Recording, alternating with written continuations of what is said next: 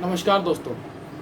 एक चीज़ जिसका आप सभी को बेसब्री से इंतज़ार था कि आखिरकार कोरोना की दूसरी लहर ख़त्म कब होगी, इसका अंत कब होगा, इस लहर से हम बाहर निकल कब पाएंगे, तो इसका जवाब अब देश को दिखाई दे रहा है।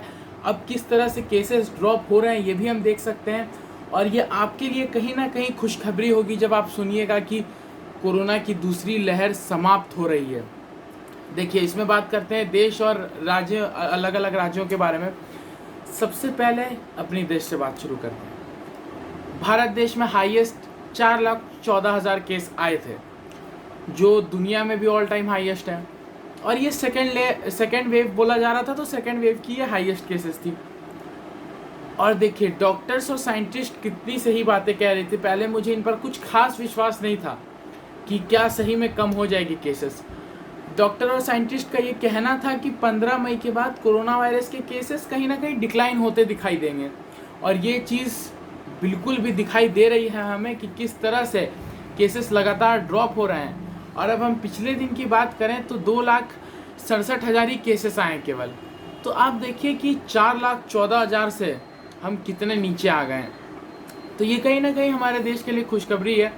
पर देखिए, साथ ही साथ एक बुरी खबर भी यही दिख रही है कि केसेस तो दिन पर दिन ड्रॉप हो रहे हैं। जैसे पहली लहर की बात की जाए तो केसेस ड्रॉप हुए तो मोर्टेलिटी रेट भी नीचे आई, पर यहाँ पे केसेस ड्रॉप हो रहे हैं, मोर्टेलिटी रेट लगातार ऊपर जाती दिखाई दे रही है। हम देख सकते हैं, अभी कल की बात की जाए 4,200 से ज़्यादा लोगों की मौतें हो गई, तो ये आज तक का हाईएस्ट है हमारे देश में।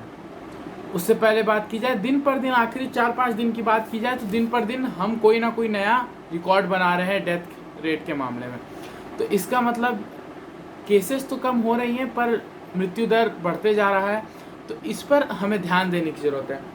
साथ ही साथ कुछ ट्रेजेडिक इंसिडेंट्स की मैं बात करूंगा जिससे पूरा देश दुखद है, और इसे मीडिया ने ज़्यादा हाईलाइट नहीं किया, पर जबकि उन्हें करना चाहिए था। गोवा की बात की जाए, गोवा में 6 दिन में ऑक्सीजन की कमी से 75 लोगों की मौत हो गई।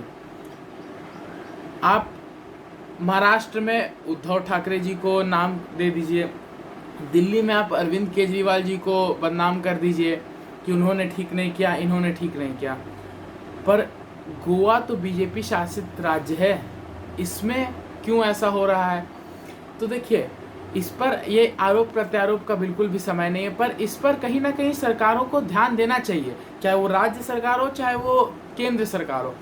आप झारखंड की बात कर लीजिए, झारखंड में लॉकडाउन लगा दिया गया था, और लॉकडाउन आज से नहीं 22 अप्रैल से लगाया जा चुका, और दिन पर दिन मतलब जब भी लॉकडाउन ख़त्म होने की बात हुई तो माननीय मुख्यमंत्री जी ने उसे एक्सटेंड कर दिया 7 दिन, 10 दिन, 14 दिन के लिए। अब 28 मई तक लॉकडाउन बढ़ चुका है। आप समझ रहे हैं, 1 महीना से ज़्यादा का पीरियड में झारखंड लॉकडाउन में रह रहा है, पर इसका फ़ायदा कितना दिखाई दे रहा है हमें इस पर भी गौर करने की ज़रूरत है। देखिए, झारखंड में जहाँ पे हाईएस्ट 8,500 केसेस आए थे, अब 2,600 केसेस आ रहे हैं। अब केस ड्रॉप देखिए, केवल केस ड्रॉप देखिए। झारखंड में हाईएस्ट 140 लोगों की मृत्यु हुई थी, अभी 60 लोगों की मृत्यु हुई है, और परसों की बात की जाए तो 46 लोगों की मृत्यु हुई है। तो झारखंड में मृत्यु दर भी कम होते हुए दिखाई दे रहा है, केसेस भी कम होते दिखाई दे रहे हैं, मतलब लॉकडाउन इफेक्टिव है, ये हम देख सकते हैं। तो देश में लॉकडाउन क्यों नहीं लगाया गया? पिछले साल जब दिन में 34 केस आए थे तो मोदी जी ने लॉकडाउन की घोषणा कर दी थी। आज देश भर में 4 लाख केसेस आ रहे थे, तब भी लॉकडाउन नहीं हुआ। ये तो हमारी देश की जनता थी जिन्होंने कोरोना पे काबू पाया और प्रिकॉशंस लिया, और उसके कारण केसेस ड्रॉप हुए। इसका कारण केवल हमारे देश की जनता, इसका कोई भी किसी भी तरह से श्रेय हमारी सरकार को नहीं जाता है।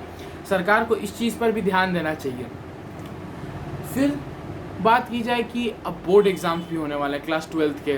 बात हो रही थी कि 1 जून से सिचुएशन को रिव्यू किया जाएगा और उस हिसाब से डेट्स अनाउंस कर दिए जाएंगे। देखिए, जिस तरह से हम देख रहे हैं कोविड के केसेस बढ़ रहे हैं, ऐसे में बोर्ड एग्ज़ाम लेना बिल्कुल भी जायज़ नहीं मैं समझता हूँ। 10th की बोर्ड एग्ज़ाम को कैंसिल करने के लिए भी हमने मांग की थी, वो पूरी हुई। मेरा मानना है कि 12th की बोर्ड एग्ज़ाम भी कैंसिल होंगे। देखिए, आमतौर पर आप इस बात को ध्यान से समझिए, ये बहुत ही ज़रूरी विषय है, हमें समझने की ज़रूरत है। हम देख रहे हैं सरकार और सीबीएसई ये सब कुछ नहीं कर रही, बच्चों का बिल्कुल भी ख्याल नहीं रखा जा रहा है। खैर इस पर बात चर्चा होगी बाद में, पहले अभी 12th की बोर्ड की बात करते हैं।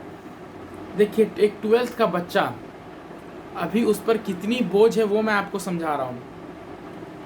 अभी उसे कॉलेज का टेंशन है, कहाँ एडमिशन होगा, एंट्रेंस एग्ज़ाम का टेंशन है, बोर्ड एग्ज़ाम्स का टेंशन है, बोर्ड एग्ज़ाम्स कब होगा, उनकी बोर्ड एग्ज़ाम के लिए जो प्रिपरेशन है उसकी टेंशन है कि प्रिपरेशन अच्छी है या नहीं, उस तरह की चीज़ें।